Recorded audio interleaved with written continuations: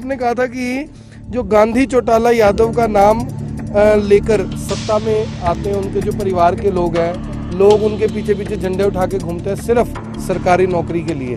अब आप वो झंडे उठा के किस लिए घूमेंगे? आपने अपने इंटरव्यू में कहा था कि बिना किसी पार्टी के झंडे और बिना किसी बैनर के तले मैं बदलाव करके दिखाऊंगा। ये बात अभी कुछ महीने ही हुए आपको कहे हुए, 6 महीने भी नहीं हुए। इतनी जल्दी वो बदलाव आपने लेके आना था, लेकिन आपने वो बदलाव राजनीति में लाने की जगह अपने अंदर वो बदलाव लिया। आपको नहीं लगता काफी जल्दी कर दिया? आपने कहा था कि 99% एक ही थाली के चट्टे बट्टे जनता सबको देख चुकी है, अब जनता नया विकल्प ढूंढ रही है। अब जो 99% एक ही थाली के चट्टे बट्टे थे, उसमें कांग्रेस थी या नहीं थी? आपने एक बात और कही थी, आपने कहा था कि मोदी जी से पहले यानी 2014 से पहले कोई परिवर्तन की बात नहीं करता था। ये बात कही, उसमें लाल बहादुर शास्त्री भी आ गए, जवाहरलाल नेहरू भी आ गए, मनमोहन सिंह भी आगे ना, क्योंकि आपने कहा कि 2014 से पहले कोई परिवर्तन की बात नहीं करता। तो 2014 से पहले तो जो सत्ता थी वो कांग्रेस के पास थी ज्यादा समय तक, फिर भी आपने कांग्रेस का हाथ ही क्यों था? एक आपने बात कही थी कि मैं हो सका तो एक ऐसी पार्टी बनाकर नया विकल्प देने की कोशिश करूंगा, 100 युवा अगर मुझे ऐसे मिल जाएं। ये आपने लाइन बोली थी कि 100 युवा अगर मुझे ऐसे मिल जाएं तो मैं वो परिवर्तन लाने की कोशिश करूंगा। आपको वो 100 आदमी नहीं मिले। नमस्कार, मैं हूं आकर्षण उपल और इस समय आप ये सीधी तस्वीरें देख रहे हैं IBN 24 पर। दोस्तों, कुछ समय पहले हमने आपको एक इंटरव्यू दिखाया था एक ऐसे युवा का जिसने लगभग 1.5 से 2 लाख रुपए की नौकरी छोड़कर ये दावा किया था कि वो राजनीति के अंदर कुछ बदलाव लाना चाहते हैं, राजनीति को बिना मुद्रा बिना मदिरा के बनाना चाहते हैं, चुनाव लड़ना चाहते हैं एक ऐसे मकसद के साथ जो बाकी राजनीतिक पार्टियों से अलग होगा। जब उन्होंने अपनी नौकरी छोड़ी, बहुत सारे लोगों ने उन्हें बेवकूफ़ कहा, किसी ने पागल कहा, लेकिन किसी ने यह भी कहा कि नहीं, मैं उनका समर्थन करूंगा क्योंकि उन्होंने अपनी एक अच्छी खासी नौकरी छोड़कर जनता के बीच में जगह बनाने के लिए, जनता के बीच में एक बदलाव लाने के लिए, यानी कि अपने अगर ऐसा कहें कि कैरियर को दांव पर लगाया तो शायद गलत नहीं होगा। आज हम बात कर रहे हैं साहिल हिंदुस्तानी की, जिन्होंने करनाल से एक बार अपनी किस्मत भी आजमाई। लगभग 880 के आसपास उन्हें वोट मिले थे। जब बात नहीं बनी तो उन्हें लगा कि लोगों के बीच में रहकर काम करना पड़ेगा, लेकिन पिछली बार उन्होंने हमारे इंटरव्यू में दावा किया था कि वो आज़ाद चुनाव लड़ेंगे या फिर अपना एक ऐसा संगठन बनाएंगे जो पूरे हरियाणा के अंदर एक विकल्प के तौर पर उभरे। लेकिन कल उन्होंने ऑल इंडिया कांग्रेस कमेटी यानी कि कांग्रेस का हाथ थाम कर कहीं ना कहीं बहुत सारे लोगों को झटका दे दिया। सवाल ये भी उठने लगे कि भैया, आप तो ये दावा करते थे कि मैं बाकियों से अलग हूँ, आपने तो जाकर उसी हाथ थाम लिया जिसके आप विरोध में खड़े थे। तो हमारे साथ हैं साहिल हिंदुस्तानी, जिन्होंने कल राजनीतिक पार्टी कांग्रेस को ज्वाइन किया, एक नए जीवन की शुरुआत की है, या यूं कहें कि नए राजनीतिक कैरियर की शुरुआत की है। तो सबसे पहले साहिल भाई, आपको मेरी तरफ से बधाई कि आपने कांग्रेस को ज्वाइन किया। सबसे पहला मैसेज लोगों के लिए, मैंने आपकी पोस्ट डाली तो बहुत लोग क्रिटिसाइज़ भी कर रहे थे, बहुत लोगों ने बधाइयाँ भी दी। सबसे पहले तो सबको नमस्कार और धन्यवाद उपल साहब। आपने पहले भी मेरी बात रखने का मुझे मंच दिया था, आज भी दे रहे हैं। उपल साहब, मैं आज भी ये बात बोलूँगा, मैंने एक पार्टी को ज्वाइन किया है, बावजूद उसके मैं ये बात बोलूँगा कि ये इसकी अगर भगवान ने मुझे कभी उस मुकाम पे पहुँचाया और जनता के सहयोग से उस मुकाम पर पहुँचा, तो मेरा सबसे पहला मकसद ये रहेगा कि जिस तरीके की राजनीति करने के तौर तरीके बन चुके हैं उनमें बदलाव लाना। हम डिजिटल हो गए हैं, सब कुछ फ़ोन पे होने लग गया है, पेमेंट फ़ोन से कर देते हैं, ऑनलाइन सब कुछ हो गया है। तो मैं आज भी ये चाहता हूँ कि ये सब चीज़ों में बदलाव आना चाहिए। पहली बात एक तो ये, दूसरी बात मैं अभी भी यही बात कह रहा हूँ कि मैंने अप्रैल में अपनी नौकरी को छोड़ा था, जब मेरे आपके साथ इंटरव्यू हुआ था 29 मई को शायद। तो उसके बाद से मैंने जनता को मिलना शुरू किया, कुछ लोगों से मिला, शुभचिंतकों से मिला और बहुत सारे जो मेरे जानकार हैं उनसे मिला। तो सबका एक ही कहना था, साहिल भाई कि 73 साल से जो राजनीति करने के तौर तरीके बन चुके हैं उनको एकदम से बदलाव में नहीं लाया जा सकता। आपको किसी ना किसी पार्टी का दामन थामना पड़ेगा, किसी न किसी बैनर के नीचे आना पड़ेगा, क्योंकि जो हम जनता है उनको व्यक्ति विशेष बाद में दिखाई देता है, सबसे पहले पार्टी दिखाई देती है, झंडा दिखाई देता है। आप आज भी देखो तो लोग ये बोलते हैं मैं कांग्रेसी हूँ, मैं वाजपेयी हूँ, मैं भाजपाई हूँ, मैं आपिया हूँ या मैं सपा पार्टी का हूँ। तो आपको ये नहीं कहते मिलेंगे कि मैं राहुल गांधी हूँ या मैं मोदी हूँ या मैं ये हूँ। ऐसा कोई कहता हुआ नहीं मिलेगा। ये जरूर बोलेगा मैं कांग्रेसी हूँ, मैं भाजपाई हूँ। तो ये बात आपको इतनी यानी कि देर से क्यों समझ आई? 2019 में चुनाव लड़ा था, पहले भी 2018 में भी कोशिश की थी, 3-4 साल के बाद ये बात क्यों समझ आई आपको? उपल साहब क्या होता है ना जी, पहले तो मैंने अपना प्रयास करके देखा और पूरी मेहनत से किया। या तो मैं सीधा इसमें आ जाता तो लोग कहते कि इसका भी यही सब करना होगा, इसने भी यही सब करना होगा, इसी तरीके से आना होगा। तो पहले मैंने अपना प्रयास किया, तब भी मुझे, मैंने आपको पहले लास्ट इंटरव्यू में मैंने ये बात बोली थी कि बहुत सारी पार्टी के मुझे ऑफर थे जी, हमारी पार्टी से चुनाव लड़ो, मैंने उनको मना किया। तो मैंने तब एक प्रयास करके देखा था, उसके बाद मैंने अभी दूसरा भी प्रयास करने का जो ठाना वो शुरू भी किया। फिर जब मैं लोगों से मिला तो उन्होंने कहा ये ना हो साहिल जी, आप पूरी मेहनत करते रहो, 2024 में अभी वक्त है, आप पूरी मेहनत करो। आपने अपना करियर दांव पे लगाया, परिवार का भविष्य दांव पे लगाया, आप पूरी मेहनत करो। और लास्ट में आके फिर लोग वही बोले यार एक बैनर होना चाहिए। मैं, क्योंकि लोग ये कहते हैं आदमी तो अच्छे हो लेकिन बैनर नहीं है। हाँ, बस एक यही बात आती है, आदमी तो ठीक हो, आपकी सोच अच्छी है, विचारधारा अच्छी है। मैं खुद को तो अच्छा कैसे कहूँ जी, हाँ विचारधारा ठीक है, आप अच्छा सोचते हैं, आप, मैं खुद बोलता हूँ ये बात, मेरे लिए मेरा समाज और मेरे देश का हित सर्वोपरि है। तो उनको यही रहता था कि एक बैनर होना चाहिए, 100% एक बैनर होना चाहिए जी। हाँ, तो बैनर होना चाहिए। यहाँ पर सवाल ये है कि क्या जो साहिल हिंदुस्तानी है उन्होंने हथियार तो नहीं जल्दी डाल दिए? 2024 तक एक बार करके देखते, अगर ना कामयाब होते तो ये भी करने में कोई दिक्कत होती थी? कांग्रेस वाले तो कभी भी लपक लेते हैं। उपल साहब ऐसा ही एक ऐसी लड़ाई थी जो जनता के सहयोग से ही लड़ी जानी है। मैंने आपको बताया मेरी 2 लड़ाई थी मेरी ज़िंदगी की, एक पढ़ाई की, एक गरीबी की। मैंने दोनों लड़ी और दोनों जीती हैं, ठीक है। ये जो लड़ाई है ये जनता के सहयोग से ही जीती जानी है, मेरे अकेले से नहीं होगी। जब जनता, जिन्होंने सहयोग करना है वही ये बात बोल रहे हैं।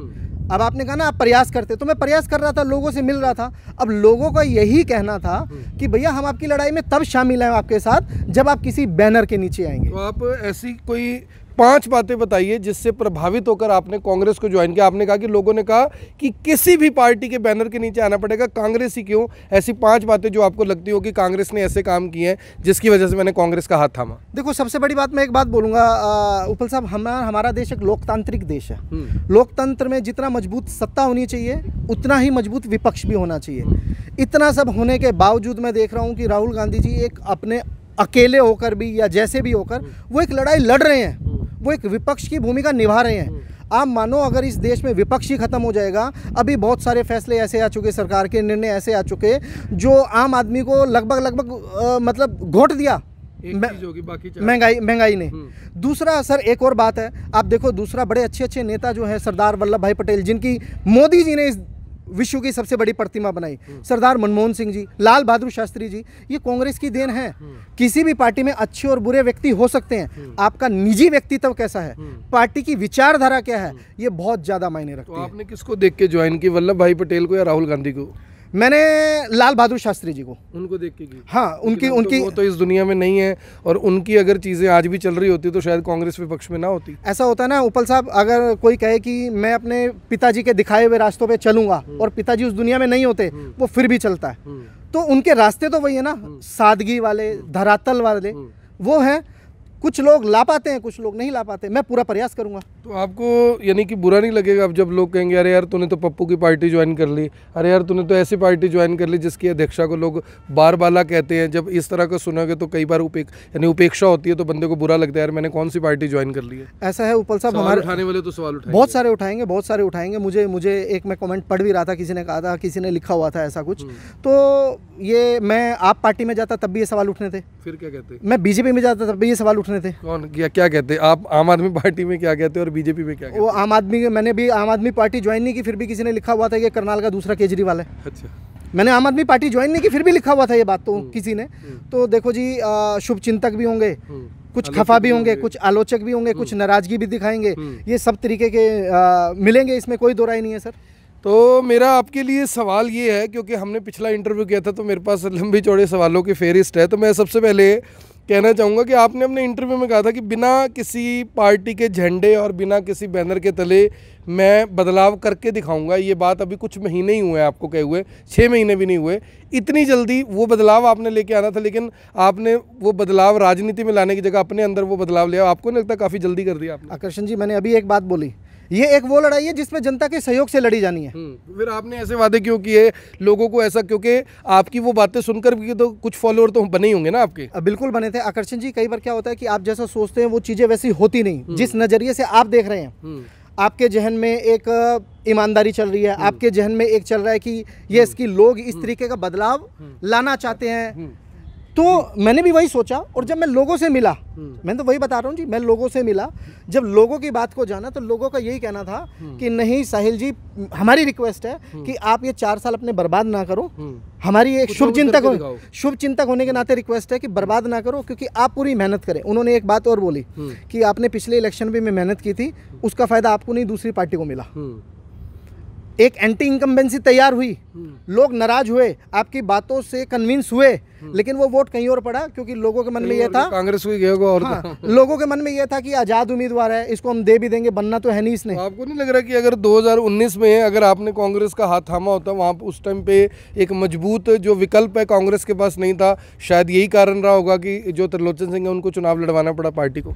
आकर्षण जी, मैंने एक बात बोली कि पहला मेरा प्रयास था कि मैं आज़ाद उम्मीदवार के तौर पे चलूं, और मैं वो चला। मुझे ये था कि मेरी उस सोच विचारधारा से कितने लोग जुड़ते हैं। 860 लोग जुड़े, मुझे उस चीज़ की भी बहुत खुशी है। कोई बाइक पे गया, कोई कार पे गया, कोई पैदल गया, लाइन में खड़ा हुआ, सेब के बटन का निशान दबाया। जबकि मैं रजवाड़े खानदान से नहीं, बहुत सारे पार्टी वाले थे, वो लोकदल पार्टी थी, शायद 100 वोट मिले थे, वो जेडीयू पार्टी थी, शायद 99 वोट मिले थे। आप इतने में खुश, अभी 820 मिले? नहीं, मेरी बात नहीं सर। अरे सर, एक अच्छी सोच के साथ 860 लोग जुड़े, वो बहुत बड़ी बात लगी। ये बड़ी बात लग रही है इनको कि 860 लोगों ने भी वोट दिया। भी जो इनेलो थी उससे ज़्यादा वोट थे, जो जेडीयू थी उससे ज़्यादा वोट थे, जिनका कोई जेडीयू जैसी पार्टी का तो कोई आधार नहीं। आपने कहा था कि 99% लोग, मेरे इंटरव्यू में कहा था, आपने कहा था कि 99% एक ही थाली के चट्टे बट्टे, जनता सबको देख चुकी है, अब जनता नया विकल्प ढूंढ रही है। अब जो 99% एक ही थाली के चट्टे बट्टे थे, उसमें कांग्रेस थी या नहीं थी? बिल्कुल थी जी। मैंने तो अपना जो कल का पोस्ट किया, और मैं हमेशा से बात बोलता हूँ कि अच्छे और बुरे लोग तो हर जगह हैं, एक परिवार में भी होते हैं जी। रावण के परिवार में विभीषण जी भी थे और रावण भी थे, ठीक है। तो आप क्या हैं? वो वैद भी थे। आप क्या हैं? मैं उनके परिवार की बात कर रहा हूँ। मैं रावण परिवार से नहीं हूँ जी, मैं सनातनी परिवार से हूँ जी। मैं रावण के परिवार से नहीं हूँ। एक बात मुझे ये बताइए कि आपने जब ईमानदार नेताओं की बात हुई थी, तब आपने मनोहर पर्रिकर जी का नाम लिया, ममता बनर्जी का नाम लिया, तब कांग्रेस के किसी नेता का नाम नहीं था। तो आप चाहते तो टीएमसी भी ज्वाइन कर सकते थे जब आपने ममता बनर्जी का नाम लिया था। कांग्रेस ही क्यों? जब आपने कांग्रेस के किसी नेता को उस समय ईमानदार कहा ही नहीं, तो ऐसी भ्रष्ट पार्टी में आप क्यों गए? क्योंकि आपने उस टाइम तो खरे आरोप लगाए थे बीजेपी और कांग्रेस पर। मेरे जी, आज मेरा आप 4 साल पुराना भी पोस्ट उठा के देख सकते हैं, उसमें सीधे सीधे शब्दों में लिखी हुई है कि मेरी जिंदगी का सबसे बड़ा मकसद रहेगा कि मैं लाल बहादुर शास्त्री जी के दिखाए हुए रास्तों पे चल पड़ूं, ठीक है। ये 4 साल पहले का है, वहाँ पे ऑन रिकॉर्ड पड़ा है।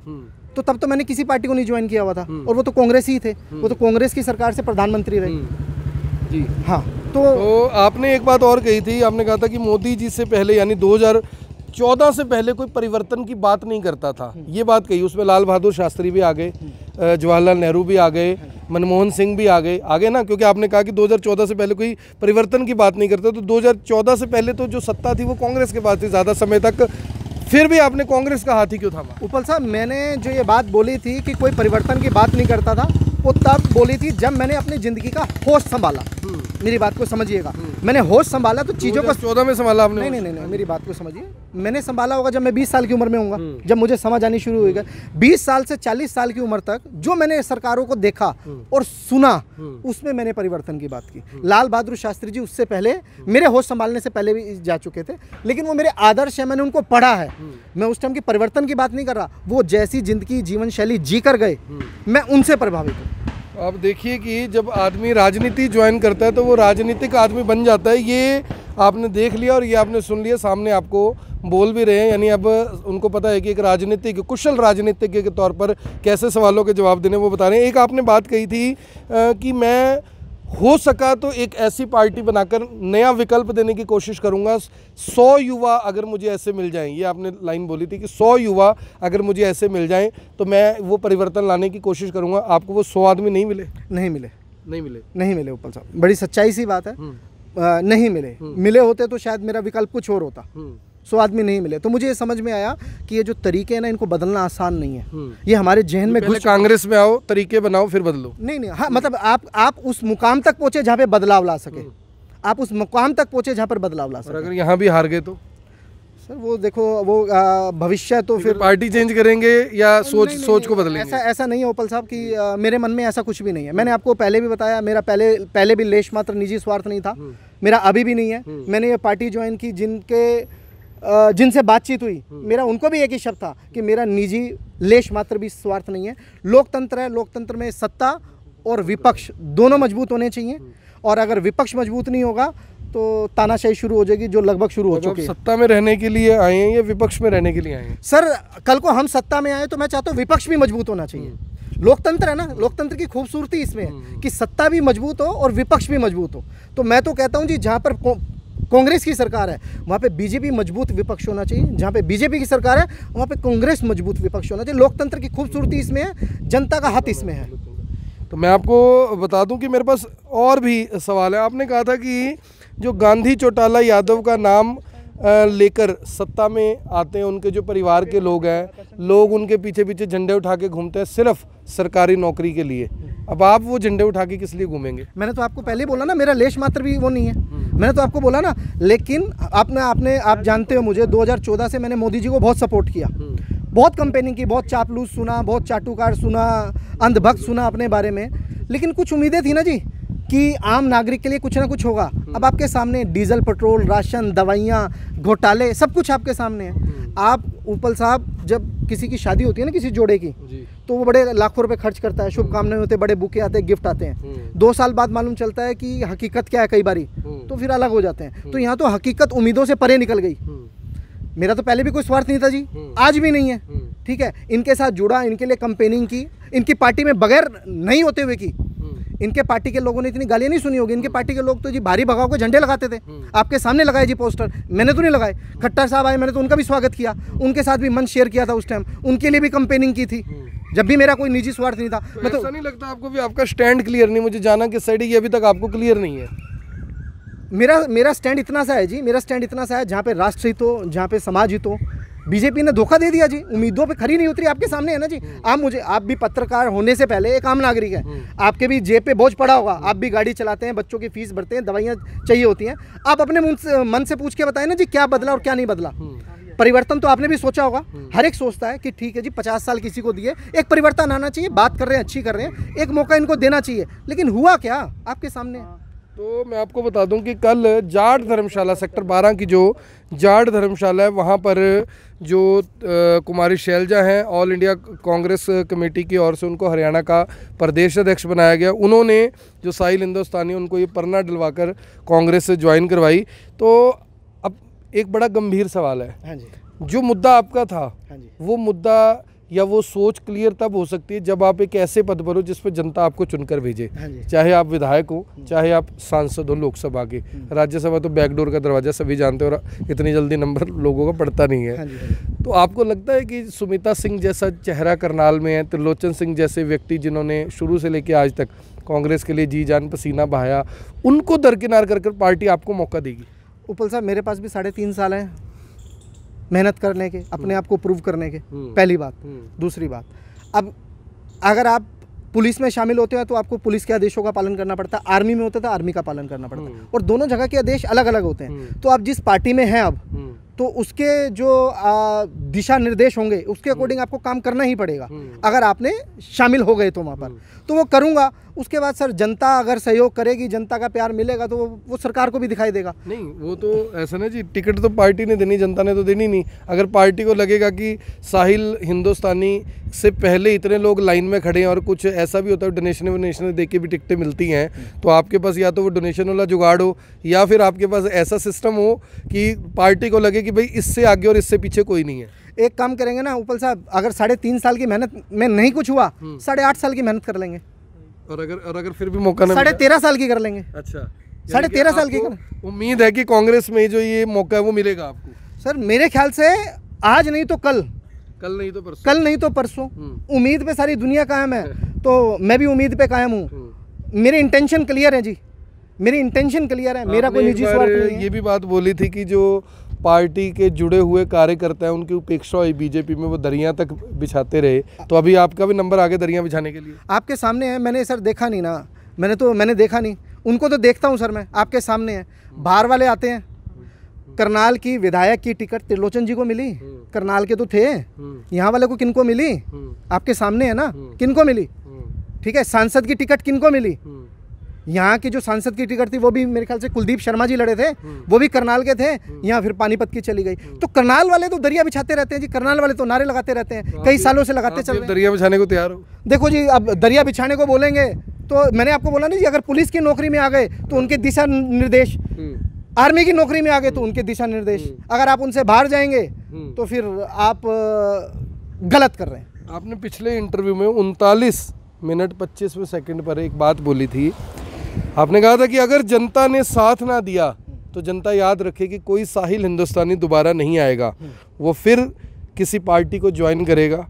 आपने कहा था कि पार्टी ज्वाइन करते ही वो बातें निकलती हैं जो पार्टी की होती हैं, तो आपने तो फिर वो बात करके दिखा दी। आपके सामने बोला ना जी, पुलिस की नौकरी में जाओगे तो करना पड़ेगा, आर्मी की नौकरी में जाओगे तो करना पड़ेगा। मैं फिर एक ही बात बोल रहा हूँ उपल साहब, बार बार एक ही बात बोल रहा हूँ, ये वो लड़ाई है जो मेरी नहीं है। अगर मैंने अकेले ने लड़नी होती लड़ता रहता मैं। ये वो लड़ाई है जो जनता के सहयोग से ही लड़ी जानी है। अब जनता कह रही है कि भैया लड़ाई करने का ये तरीका है, अब मैं उस तरीके से भागता रहूँ तो लड़ाई कभी जीत ही नहीं पाऊंगा ना जी। अब जनता खुद ही तो कह रही है। जनता कहते भी लड़ाई लड़ने का तरीका तो बीजेपी का झंडा उठाओ, तब बीजेपी से आओगे तो हम आपको वोट दे देंगे, फिर क्या करोगे? अभी तक उपल साहब मैंने इतने लोगों से मिला, एक ने भी नहीं कहा, सब दुखी हैं, सब दुखी हैं। कांग्रेस बोला वो कह रहे हैं कि एक और बात बोल रहा हूँ, वो कह रहे हैं जिसमें मर्जी चले जाओ, बीजेपी में मत जाना। कहते हैं इन्होंने इतनी उम्मीदों से, मैं नहीं जी, बहुत सारे लोग जो इनसे जुड़े, इनके लिए काम किया निस्वार्थ भाव से, बगैर पार्टी के होते हुए, जो मेरे साथ लोग जुड़े हुए ना जी, जो बीजेपी में, मैं जब बीजेपी को बोलता था कि ये उसे सपोर्ट करो, मेरे साथ थे। आज मैंने कांग्रेस ज्वाइन की, वो अभी भी ये कहते हैं साहिल जी हम तो आपके साथ हैं, हमें आपका मालूम है, आपका व्यक्तित्व मालूम है, आप किस पार्टी में जा रहे हो, हमें कोई लेना देना नहीं है। तो मैं तो ये कह रहा हूँ कि इन्होंने लोगों की उम्मीदों को तोड़ा है। अगर नहीं तोड़ते होते सर, मैंने तो इनसे कोई नौकरी नहीं लेनी थी, मैंने इनसे कोई 5 किलो आटा नहीं लेना था, ठीक है ना, मैंने कोई CLU कराना था।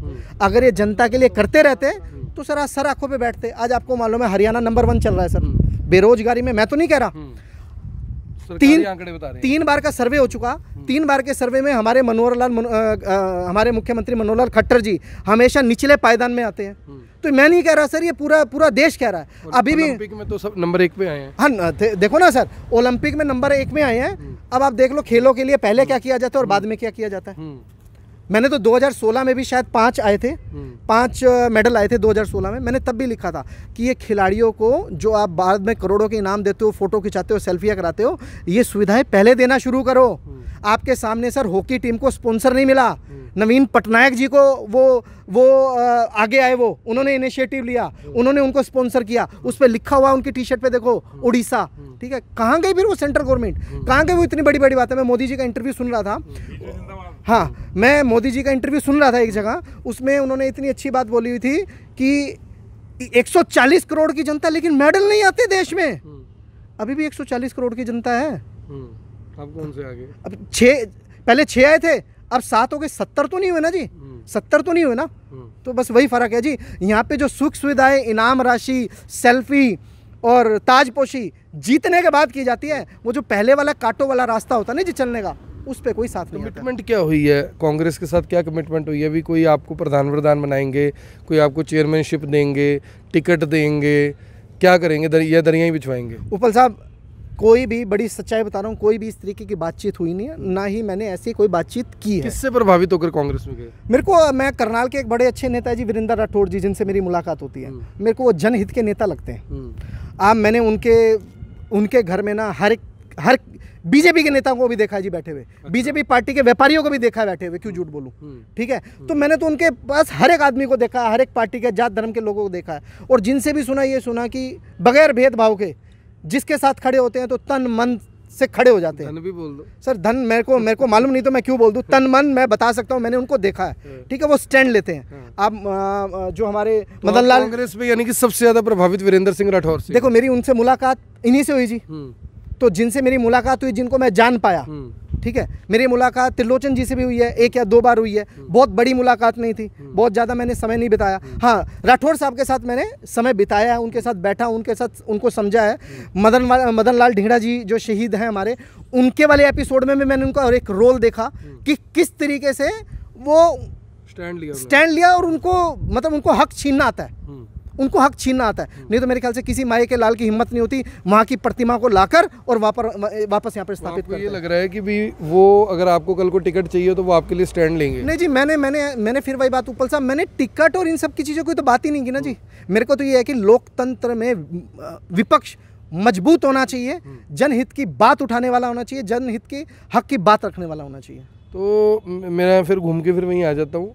कांग्रेस की ऐसी 5 चीज़ें जिसने आपको प्रभावित किया। अब जब देखो आप कांग्रेस का ये परना डालकर जाएंगे, लोग कहेंगे भाई तेरे को के वोट दे। अगर माड़ा किया तो कांग्रेस, उसने बीजेपी ने किया, कांग्रेस ने माड़ा किया था तो हम बीजेपी को लेके आए थे, अब तो हम तीसरा विकल्प ढूंढेंगे। आपको 5 चीज़ें क्या ऐसी कांग्रेस की लगती है जिसने आपको प्रभावित किया? 2 मैं बता चुका, तीसरा मैंने बताया कि मेरे को तो जो मेरे लोकल नेता थे वीरेंद्र राठौड़ जी, ठीक है, एक होता है ना, वो भी तो उसी पार्टी को नेता है ना जी, उसी पार्टी को रिप्रेजेंट करते हैं। अगर पार्टी की विचारधारा बुरी होती तो वो भी बुरे होते, ठीक है। तो उनके व्यक्तित्व में झलकता है, अच्छे व्यक्ति हैं, लोगों के साथ खड़े होते हैं। चौथा मैंने आपको बता दिया सर, लोकतंत्र में एक मजबूत विपक्ष होना ही चाहिए। तो मुझे अभी नहीं लग रहा था, क्योंकि सर जेजेपी बहुत बड़ा विकल्प आई थी हरियाणा में, फिर वो बीजेपी के साथ चली गई। तो ये जो रीजनल पार्टियां, उनका तो कोई भी भरोसा नहीं जी, कब किसका दामन थाम ले। पांचवा सर, अभी मैं जुड़ा हूँ उपल साहब, धीरे धीरे मालूम चलेंगी। जनता के लिए बनाई हुई किसी नीति ने आपको प्रभावित नहीं किया, बस नेता ने प्रभावित किया, विपक्ष मजबूत है इसने प्रभावित किया, कांग्रेस के किसी ऐसे काम ने आपको प्रभावित नहीं किया कि आप बता? आज मैं ये बात बोलूंगा ना सर, बहुत सारे कमेंट इस पे आ जाएंगे। आप ये देखो ना सर, आपको तो वैसे भी सच जानने के लिए, सच बोलने के लिए जाना था, यानी ठोक के किला दबा दो, आज बता दो। आप सुनिए फिर आप, उपल साहब जब देश आजाद हुआ था 1947 में, नेहरू जी को ना सपेरो वाला देश मिला था, जहाँ बीन बजा के, ठीक है। और जब इनके पास देश आया ना, तब एम्स भी बन चुके थे, आईआईटी बन चुकी थी, मेट्रोज भी आ चुके थे, एरोप्लेन भी, हवाई जहाज भी उड़ रहे थे, सब कुछ हो रहा था। अब आप देखो वो कौन सा माहौल रहा होगा जहाँ पे मारकाट भी मची होगी, देश में इतनी अस्थिरता भी होगी, देश के पास पूरा अनाज भी नहीं होगा, देश के पास कोई भी आर्थिक मजबूती भी नहीं होगी, बावजूद उसके वो देश को कहां से कहां तक लेकर आए।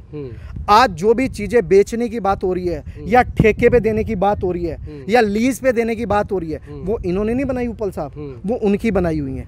अब आधार कार्ड लो, इन्होंने उसको अपोज किया था, आज ये उनको सपोर्ट करते हैं। तो बहुत सारी नीतियां हैं, मनरेगा आज तक चल रहा है, तो बहुत सारी चीजें हैं। आप इंदिरा प्लॉट में जाके देखता हूं, आप कई जगह पे चले जाओ, इन्होंने तो लोगों के आशियाने तोड़ने का काम किया है आपके सामने। कल भी टूटे है कहीं की कॉलोनी, इन्होंने तो लोगों के आशियाने तोड़ने का काम किया है, इन्होंने जोड़ने का काम नहीं किया, उन्होंने लोगों को आशियाने दिए थे।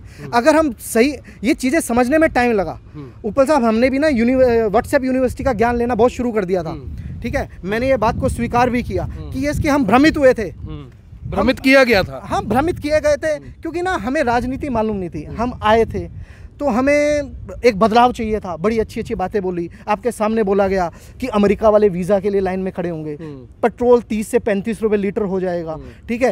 एक तो 15-15 लाख खाते में आएंगे, काला धन सबका आ जाएगा, विजय माल्या को पकड़ के लाएंगे, दाऊद को पकड़ के लाएंगे, 2 करोड़ नौकरियां देंगे, ठीक है। राशन सस्ता होगा, बहुत हुई महंगाई की मार अब की बार मोदी सरकार, बहुत हुई डीजल पेट्रोल की मार अब की बार मोदी सरकार।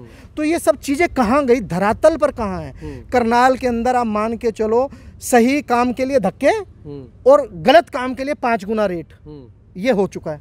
ये कुछ इनके नेता लोग लाइजनिंग कर रहे हैं, कमीशन खोरी का काम कर रहे हैं, दलाली का काम कर रहे हैं, बड़े नेताओं के मंत्रियों के साथ सेटिंग करके।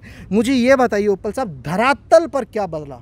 अगर धरातल पर एक आम नागरिक के लिए, मैंने थोड़े दिन पहले डाला, फिर आपने भी एक वीडियो चलाया था, मैं नेशनल टीवी पे भी ये देख रहा था, ये मुद्दा उठा, बादाम आपके सामने 600 रुपये का 1000 रुपये हो जाता है, दवाई का रेट 150 रुपये से 300 रुपये प्रिंट हो जाता है, एक शैम्पू का रेट जिसका होलसेल रेट 280 रुपये, उस पर प्रिंट 600 रुपये है। कहीं कहीं तो हर चीज़ तो बेलगाम चल रही है। जब लोगों को घरों में बंद कर दिया गया, लोगों को घर से निकलना बैन किया गया, उसके बाद बोला गया आपदा को अवसर में बदल लो। अरे घर लोगों को तो ताले में बंद कर दिया आपने, आपदा को अवसर में कौन बदलेगा? आत्मनिर्भर बन जाओ। देखो ना, आपदा का अवसर में कौन बदलेगा उपल साहब? वही तो बदलेंगे जो मैन्युफैक्चर थे, उन्होंने बदल लिया। सरसों का तेल 2 साल के अंदर 100 से 200 पहुंच गया सर, कोई बोलने वाला नहीं। पेट्रोल डीजल 100 रुपये पहुंच गया सर। मैं जो अपनी मेडिकल पॉलिसी कराता था, पिछले साल 6000 की हुई, पिछले साल 11 की हुई, अब 11,500 की हुई। देखो तो सही आप, लोगों को ये चीजें नजर नहीं आ गाड़ी के बीमे भी बढ़ रही गए। सर। गाड़ी की बीमे, स्कूटी की कीमत देखो 50,000 से 80,000 रुपये हो गई। वो तो क्लास 6 कहते हैं, BS6 बना। अरे सर मतलब क्या डाल दिया उसके अंदर, क्या डाल दिया उसके अंदर? क्या BS4 नहीं आया था कभी? क्या देश में BS3 नहीं आया था कभी? तो ये तो सर सिर्फ और सिर्फ जो एक ना विज्ञापन की सरकार चल रही है। अब आप देख लो 5 किलो अनाज दिया गया, उसके थैले का रेट देख लो, पहली बात। दूसरी बात, कितने लाखों करोड़ों पोस्टर लगा दिए गए।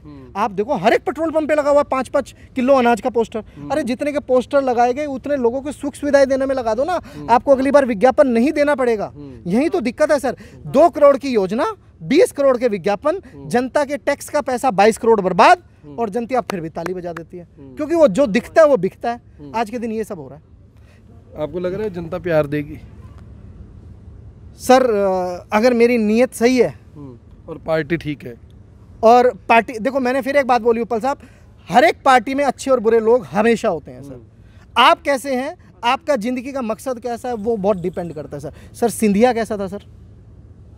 क्यों छोड़ी फिर उन्होंने? मुझे बताओ ना। शुभेंदु अधिकारी कैसा था सर? TMC का, लोकसभा का सबसे बड़ा गुंडा, विधानसभा आते आते इनका माई बाप बन गया सर। क्यों? उसने कौन सा गंगोत्री से ना लिया, कौन सा जनेऊ चेंज कर लिया, कौन सा क्या कर लिया? आपके सामने हरियाणा में भी देखो, अरविंद शर्मा जी मोदी लहर में हार गए, मोदी लहर में ही जीत गए दूसरी जगह से। आपके सामने है सर। तो सिर्फ आप भी मोदी लहर में चले जाते ना जी ना। देखो साहब, जब इनकी सरकार नहीं थी, मैं दूसरी पार्टी की आलोचना करता था, उनकी गलत नीतियों की आलोचना करता था। ठीक है, लोग क्या करते हैं, जैसी सरकार आती है सर अपनी गाड़ियों के झंडे बदल लेते हैं। आपने भी तो सुर बदल लिया।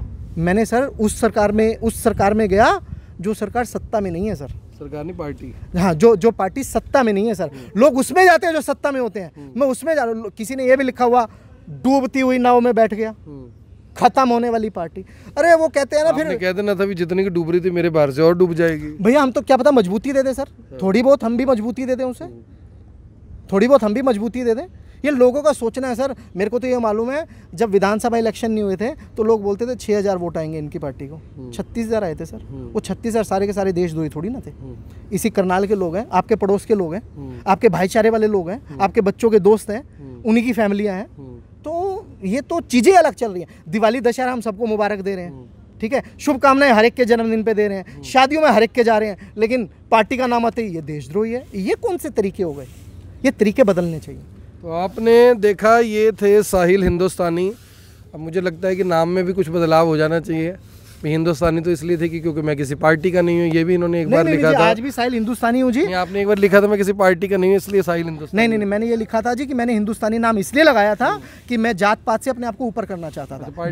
जब जाट एजिटेशन हुआ था, कोई लिख रहा था मैं जाट, मैं बनिया, मैं पंजाबी, मैं ये, तो मैंने तब सोचा था कि अपने नाम के पीछे हिंदुस्तानी लिखो सबसे पहले। हाँ बिल्कुल रहेगा जी। जय श्री राम भी है जी। लोग कहीं पहले साहिल भाजपा ही था, अब साहिल कांग्रेस ही। नहीं जी, देखो जी, मैंने आपने आज तक ये बीजेपी का मेरे ऊपर पढ़ना दिखाओ कहीं पे। लोग कह रहे थे सर देखो ना, अब मैं वही बोला है ना जी, किशोर कुमार का गाना गा दिया करो, कुछ तो लोग कहेंगे। लोगों का काम है कहना, लोगों का काम है कहना जी। बिल्कुल। फिलहाल साहिल हिंदुस्तानी थे ये। अब देखना होगा कि जो लोग इन्हें साहिल भाजपा ही कहते थे, कि आप साहिल कांग्रेस ही कहेंगे या फिर इनका नाम साहिल हिंदुस्तानी ही रहेगा, क्योंकि लोगों की जो राय है वो भी बहुत ज़्यादा महत्वपूर्ण है।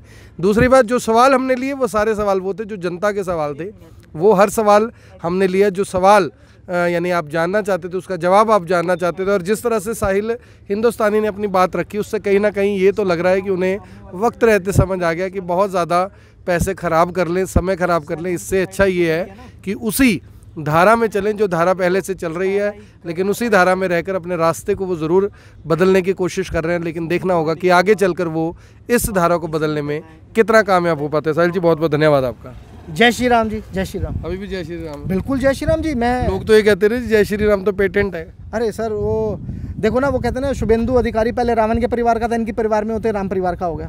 तो ये इनकी अपनी सोच है। ये व्हाट्सएप यूनिवर्सिटी है जी। इन्होंने देश का, मैं तो बार बार लिखता हूँ, देश विनाश के रास्ते पे चल रहा है। उपल साहब खोखला हुआ पड़ा है। इतनी नफरत पहले नहीं थी। जिस तरीके की नफरत हो चुकी ना जी, इतनी नफरत पहले नहीं थी। मतलब हम दिवाली दशहरा मना रहे हैं, दूसरी पार्टी के लोग दिवाली दशहरा सब कुछ मना रहे हैं, लेकिन फिर भी उनको बोला जाता है ये पाकिस्तानी है, इनकी सोच पाकिस्तानी है, इनको अफ़गानिस्तान भेज दो, ये तो पाकिस्तान है। तो ये लोगों की सोच, ये जो व्हाट्सएप यूनिवर्सिटी का ज्ञान बट रहा है ना, ये बड़ा खतरनाक है। मैं भी इस ज्ञान में बहक गया था उपल साहब, बार बार कहता हूँ बहक गया था, टाइम लगा निकलने में। धन्यवाद कर दो फिर सबका। बहुत बहुत धन्यवाद उपल साहब, आपका भी बहुत बहुत धन्यवाद, आपने ये मंच दिया दोबारा से मुझे मेरी बात रखने के लिए। तो आप सभी से अपील, अगर आपको कमेंट बॉक्स में कुछ भी कहना हो तो आप कह सकते हैं, कुछ भी पूछना हो तो पूछ सकते हैं, साहिल भाई उसका जवाब दे देंगे अगर उन्हें लगेगा कि देना चाहिए। और इस वीडियो को देखने वाले इस वीडियो को ज़रूर शेयर करें। कम से कम अगर आपको ये लगता है कि साहिल हिंदुस्तानी कांग्रेस के दूसरे कैंडिडेट हो सकते हैं तो कमेंट बॉक्स में ज़रूर बताइएगा। धन्यवाद।